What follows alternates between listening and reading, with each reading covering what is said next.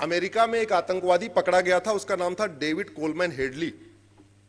हमारे यहां भी आतंकवादी पकड़े जाते हैं, वहां भी पकड़ा गया। हमारे यहां वाले आतंकवादी कहते हैं हमने तो कुछ किया ही नहीं। अमेरिका वाले जैसे ही पकड़ा गया बोला हाँ जी हमने रेकी किया था। क्यों ऐसे खुद ही कबूल कर लिया? क्योंकि अमेरिका में रेकी करने की सजा 10 साल है और झूठ बोलने की 10 से 20 साल है। उसने एक्सेप्ट कर लिया मैंने रेकी किया तो उसको 10 साल सजा हुई। अगर वो कहता हमने रेकी नहीं किया, उसका narco polygraph brain mapping test होता, टेस्ट में कंफर्म हो जाता उसने रेकी किया, तो सजा कितनी मिलती उसको? तो बढ़िया सौदा क्या है? सच बोलना। तो सच मजबूरी में भी बोला जाए, ऐसी व्यवस्था होती है।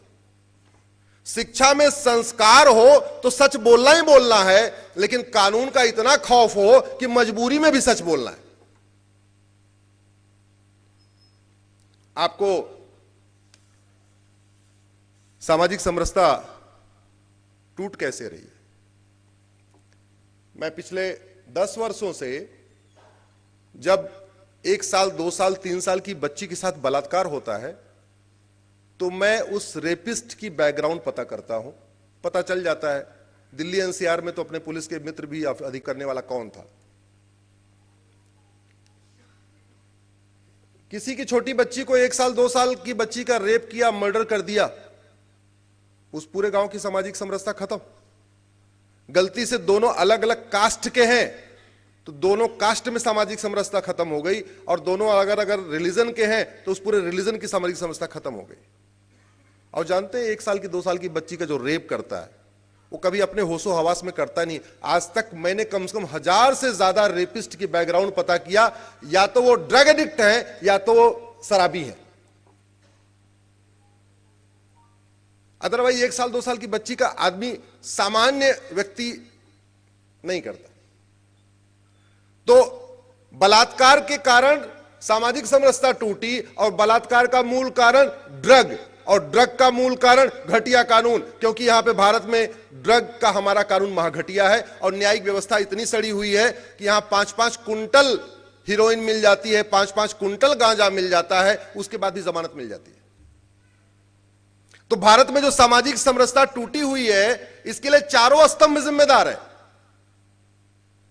सामाजिक समरसता टूटी होने का मूल इसलिए है क्योंकि विधायिका में इस पे गंभीरता के साथ चर्चा नहीं हो रही है, वहां ढंग के कानून नहीं बन रहे। सामाजिक समरसता इसलिए टूट रही है कि जो कुछ सड़ा हुआ कानून है उसको भी कार्यपालिका ठीक से इंप्लीमेंट नहीं कर रही है। और सामाजिक समरसता टूटने का एक सबसे बड़ा कारण है कि जो सड़ा हुआ कानून है उसको भी माननीय जजेस अच्छी तरीके से उसको लागू करने की कोशिश नहीं कर रहे।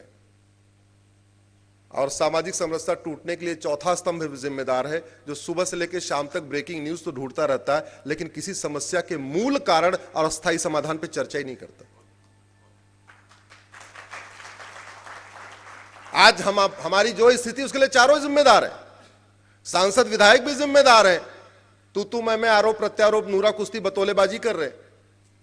कलेक्टर कप्तान भी जिम्मेदार है, वो अपना बुद्धि विवेक पूरी तरीके से गिरवी रख चुके हैं, केवल सत्ता के इशारे पे काम करते हैं, मंत्री के इशारे पे काम करते हैं। न्यायपालिका के जज भी जिम्मेदार हैं, जो कभी चीजों के ऊपर गंभीरता के साथ चर्चा नहीं करते। और हमारी मीडिया भी जिम्मेदार है, सुबह से लेकर शाम तक टीआरपी के चक्कर में पड़ी हुई है। देश कहां जा रहा है, समाज कहां जा रहा है, समस्या क्या है, उसका मूल कारण क्या है, अस्थायी समाधान क्या है, उस पर चर्चा नहीं करती। चारों स्तंभ जिम्मेदार है। और 5वां स्तंभ समाज भी जिम्मेदार है कि जो अच्छे समझदार बुद्धिजीवी हैं वो ऐसे कहते हैं, अरे ऐसे पचड़ों में क्यों पड़ना, ऐसे पचड़ों में क्यों पड़ना। कल मैंने बताया था आप में से कई लोगों को सामने, मैं प्लेस ऑफ वर्शिप एक्ट को हम लड़ाई लड़ रहे हैं सुप्रीम कोर्ट में। हमारे सामने फॉर्मर कैबिनेट सेक्रेटरी आए हुए हैं हमारी पीएल डिसमिस कराने के लिए, फॉर्मर होम सेक्रेटरी हमारी पीएल डिसमिस कराने के लिए आ चुके हैं, फॉर्मर चीफ इलेक्शन कमिश्नर आए हुए हैं S Y Qureshi, former lieutenant governor Najeeb Jung आए हुए हैं, इतिहासकार रोमिला थापर आई हुई हैं। मतलब 20 से ज्यादा बड़े जर्नलिस्ट आए हुए हैं, 20-25 से ज्यादा बड़े सीनियर ब्यूरोक्रेट आए हुए हैं, कई जज आए हुए हैं, राज्यपाल आए हुए हैं, इंफॉर्मेशन कमिश्नर आए हुए हैं, इलेक्शन कमिश्नर आए हुए हैं, सब आ गए। लेकिन हमारी तरफ वालों को लगता अरे पीआईएल फाइल करूं, मैं तो कलेक्टर रिटायर हुआ, मेरी इमेज खराब हो जाएगी, मैं तो कप्तान रिटायर हुआ, मैं कैसे जाऊं, मैं तो प्रोफेसर था, मैं तो वाइस चांसलर था, मैं तो फला था, मैं तो फला था, मैं जो भी है। उधर शर्म नहीं आती, हमारे वालों को शर्म आती है। तो चारों स्तंभ के साथ पांचवा स्तंभ भी कहीं कहीं जिम्मेदार है, जो खुल के चीजों को नहीं बोल रहा, जानता है फिर भी नहीं बोल रहा है। अरे हम कहते कुछ मत करो, सारे बुद्धिजीवी कम से कम फेसबुक पे 5,000 फ्रेंड बना के उस पर लिखो, तो समस्या लिखो, मूल कारण लिखो, समाधान लिखो, हो जाएगा, समाधान हो जाएगा।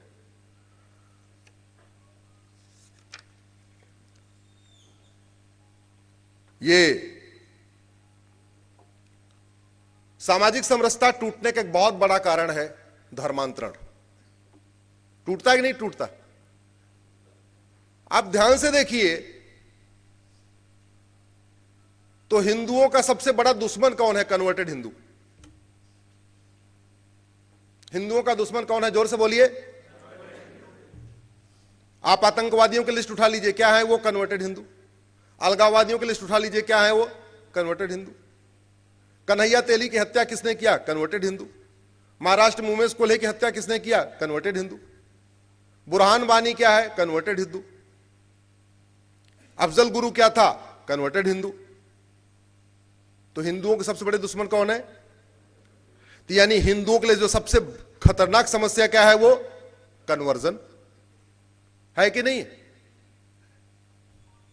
अब सवाल यह है, भारत में कन्वर्जन होता क्यों है? कन्वर्जन का अनेक कारण है। पहला, कन्वर्जन का सबसे बड़ा कारण है कि कन्वर्जन आज की डेट में सबसे बड़ा प्रॉफिटेबल प्रोफेशन हो गया है। पूरी जिम्मेदारी के साथ बता रहा हूं, सबसे फायदेमंद इस समय प्रोफेशन है कन्वर्जन का। भाई आदमी ड्राइवर बन जाएगा, महीने में 20,000 रुपए कमाएगा। इंजीनियर हो जाएगा, 50,000 रुपए कमा लेगा। एमबीए कर लेगा, महीने में 1 लाख रुपए कमा लेगा। लेकिन अगर वो कन्वर्जन कराना शुरू कर दे तो 4 से 5 लाख रुपए हर महीने कमा लेगा। 1 लाख रुपए एक परिवार का मिलता है, वो भी दलित हो। अगर जैन वगैरह हो तो 3-4 लाख रुपए भी मिलता है। ब्राह्मण हो, क्षत्रिय हो तो ज्यादा मिलता है। तो वो क्या कर रहा है? वो ढूंढ रहा है। सबसे आसान होता है अपने कास्ट वालों को कन्वर्ट करना। तो जो दलित है वो बाकी दलितों को कन्वर्ट कर रहा है, उसको एक एक परिवार पे 1 लाख रुपए मिल रहा है। महीने में 5 परिवार कन्वर्ट करिए, 5 लाख रुपए हो गया।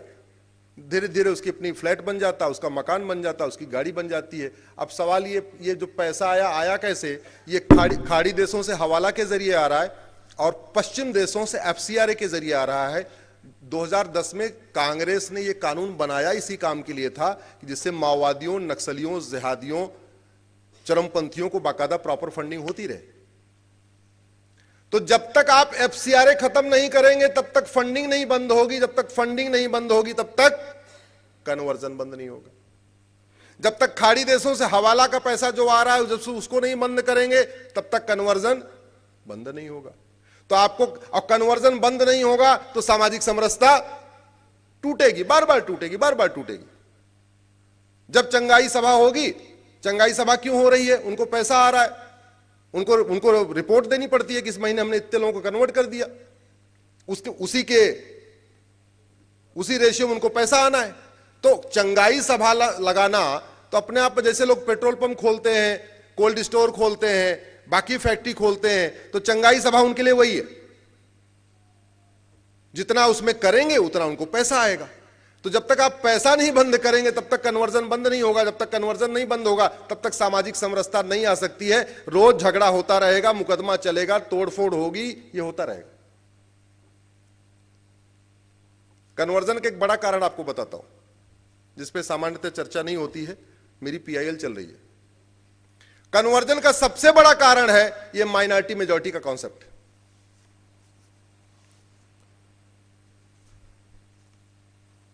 ये जो अल्पसंख्यक मंत्रालय है ये वास्तव में धर्मांतरण मंत्रालय है। मेरी पीआईएल चल रही है सुप्रीम कोर्ट में इसके खिलाफ, मैंने चैलेंज किया हुआ है। मैंने 1991 का प्लेस ऑफ वर्शिप एक्ट भी चैलेंज किया है, 1992 का माइनॉरिटी कमीशन एक्ट भी चैलेंज किया है, 1995 का वक्फ एक्ट भी चैलेंज किया हुआ है। कांग्रेस के 50 से ज्यादा कानून हम हाई कोर्ट सुप्रीम कोर्ट में लड़ रहे हैं उनके खिलाफ। जैसे अंग्रेजों ने एक भी कानून भारत के हित में नहीं बनाया, वैसे कांग्रेस ने एक भी कानून भारत के हित में नहीं बनाया। तो कांग्रेस को कोसने से कुछ नहीं होगा जब तक आप कांग्रेस के कानूनों को नहीं बदलेंगे या खत्म करेंगे। बड़ी सीधी सी बात है। बीमारी जिसने दिया है वो बीमारी खत्म नहीं होगी तो समाधान नहीं होगा। अब ये माइनॉरिटी अफेयर मिनिस्ट्री से कन्वर्जन कैसे हो रहा है? झुग्गी में रहने वाले सब एक बराबरी होते हैं, सबकी आर्थिक स्थिति एक जैसी होती है। झुग्गी नंबर 1 में हिंदू है, झुग्गी नंबर 2 में क्रिश्चियन है, झुग्गी नंबर 3 में मुस्लिम है। झुग्गी नंबर 1 वाला हिंदू है इसलिए उसको वजीफा नहीं मिलता। झुग्गी नंबर 2 और 3 वाले को हजार रुपए मिल रहा है। गरीब क्या करे? 1000 रुपए उसके लिए एक बड़ी इंपॉर्टेंट होती है। जाके टीचर से पूछता है, भाई हमारे बच्चे को पैसा क्यों नहीं मिल रहा, तुम बगल वाले को 1000 रुपए हर महीने क्यों मिल रहा है? बोले वो इसलिए मिल रहा है क्योंकि वो माइनॉरिटी है, क्रिश्चियन है, हिंदू है। हमारे बच्चे क्यों नहीं मिल रहा? मैं भी तो गरीब हूं, यूं हूं। भाई गरीब आदमी क्या कहेगा? नहीं तुम्हें नहीं मिल सकता, तुम हिंदू हो। क्या करना पड़ेगा? मुस्लिम बन जाओ या क्रिश्चियन। मुस्लिम बनने के लिए नाम भी बदलना पड़ेगा, कुछ और भी कराना पड़ेगा। तो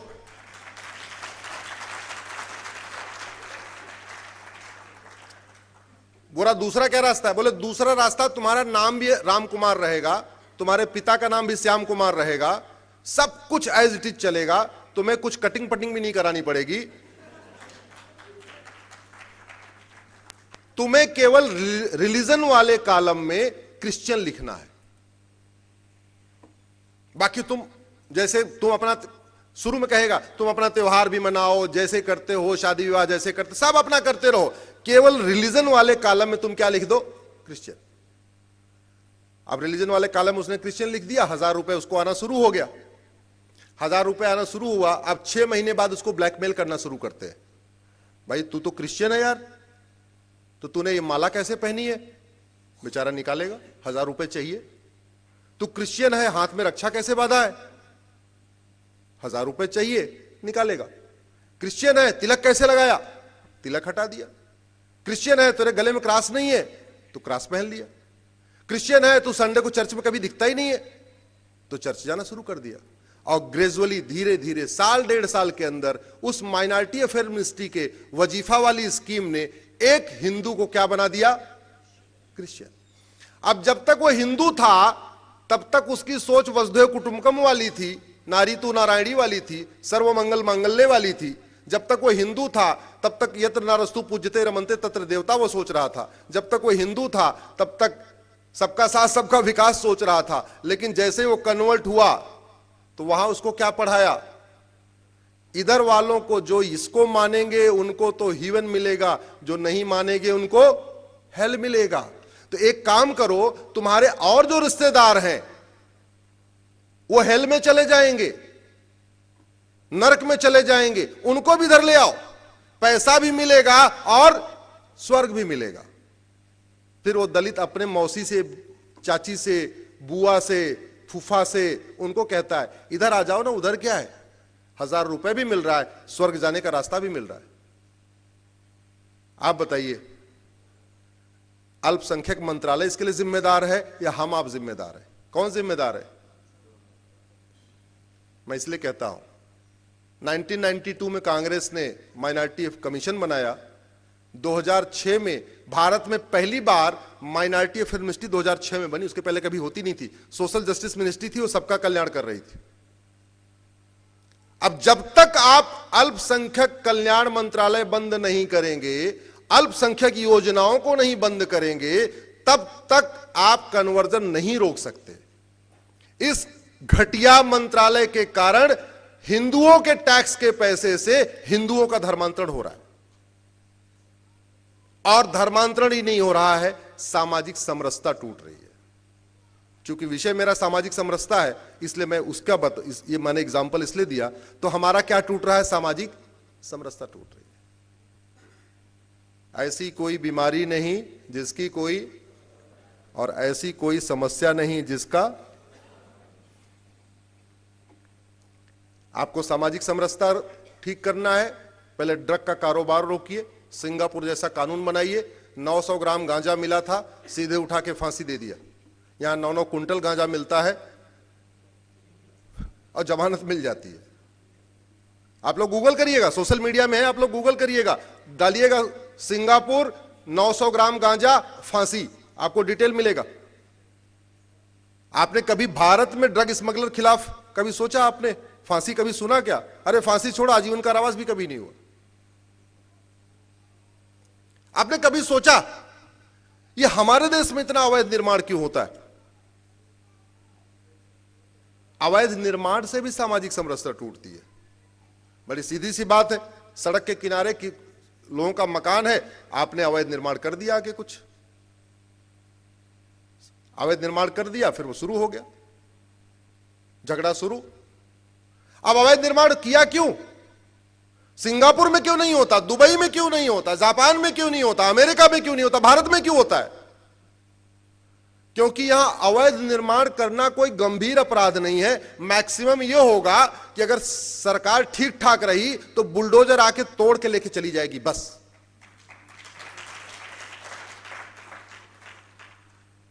ऐसे थोड़ी होता है कि आप लगातार गांठ पैदा होती जा रही है और हम ऑपरेशन करते जा रहे हैं, गांठ पैदा होती जा रही है, हम ऑपरेशन करते जा रहे हैं। ऐसे शरीर थोड़ी स्वस्थ रहेगा। हमें तो यह देखना पड़ेगा गांठ पैदा कहां से हो रही है।